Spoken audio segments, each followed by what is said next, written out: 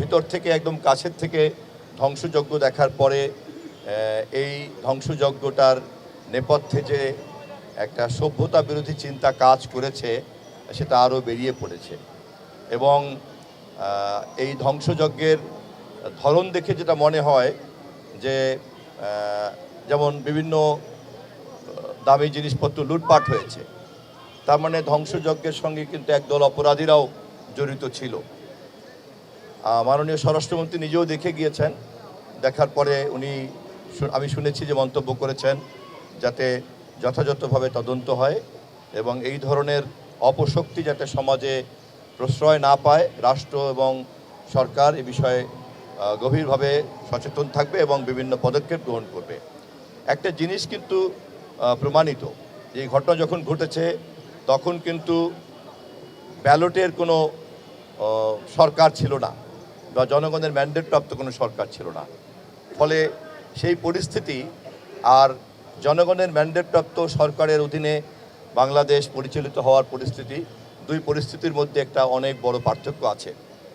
এবং জনগণের কাছে জনাব তারেক রহমানের সরকার যখন ভোট চেয়েছে তখন কিন্তু যে প্রতিশ্রুতির বিনিময়ে আমরা ম্যান্ডেট পেয়েছি, ভোট পেয়েছি, তার মধ্যে এটাও একটা প্রতিশ্রুতি যে আমরা প্রতিহিংসামূলক একটা বাংলাদেশ গড়ব। আমাদের প্রতিশ্রুতি ছিল যে আমরা বাংলাদেশকে সকলের বাসযোগ্য করব, সকলের জন্য সমান অধিকার নিশ্চিত করব এবং জনগণের সকল মৌলিক অধিকারকে আমরা নিশ্চিত করব। এবং এই অধিকারগুলি নিশ্চিত করার জন্য জনগণের ম্যান্ডেটপ্রাপ্ত সরকার হিসাবে সাংবিধানিকভাবে একমাত্র সরকারই হচ্ছে রাষ্ট্রের সেই কর্তৃপক্ষ যে এই প্রতিশ্রুতিগুলিকে বাস্তবায়ন করতে পারে। ফলে অন্য কোনো কর্তৃপক্ষ, অন্য কোনো শক্তি, অন্য কোনো অপশক্তি সমাজে কোনো দাপট প্রভাব দেখাক, তা কোনোভাবেই কাম্য নয়। এবং অতীতে যা ঘটেছে তাকে অবশ্যই তদন্তের আওতায় আনতে হবে। এবং এটা পরিষ্কারভাবে আমাদের সরকার বোঝে, কোনো অপরাধ তামাদি হতে পারে না। যে কোনো অপরাধ তাৎক্ষণিকভাবেই হোক আর যত সময়ের ব্যবধানই হোক, তাকে জবাবদিহিতার এবং বিচার প্রক্রিয়ার আওতায় আসতেই হবে।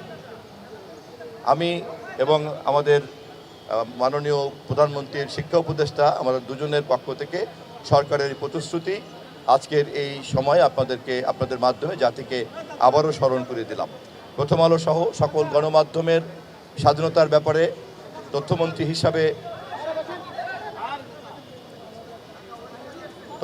হিসাবে আমরা আমাদের তৎপরতা ইতিমধ্যেই শুরু করেছি।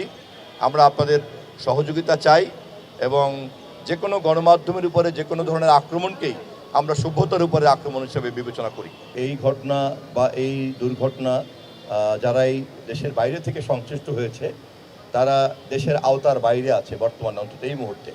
ফলে তদন্ত প্রক্রিয়ার সঙ্গে যারা জড়িত থাকবেন তারা এটাকে পর্যবেক্ষণ হিসেবে অবশ্যই যুক্ত করবেন এবং তাকে তদন্ত প্রক্রিয়ার মধ্যে বা আইনি প্রক্রিয়ার মধ্যে বা বিচার প্রক্রিয়ার মধ্যে সংশ্লিষ্ট করার জন্য এই ধরনের সীমানার বাইরের যে কোনো অপরাধকে কিভাবে যুক্ত করা যায় তার জন্য সংশ্লিষ্ট আইনগুলিকে কিন্তু স্পিরিটের দিক থেকে অবশ্যই অপরাধী যেখানেই বাস করুক বা অপরাধের প্রশ্রয় যদি কেউ দিয়ে থাকে, প্রমাণিত হয়, অবশ্যই সরকার সেটাকে বিবেচনার মধ্যে দিবে।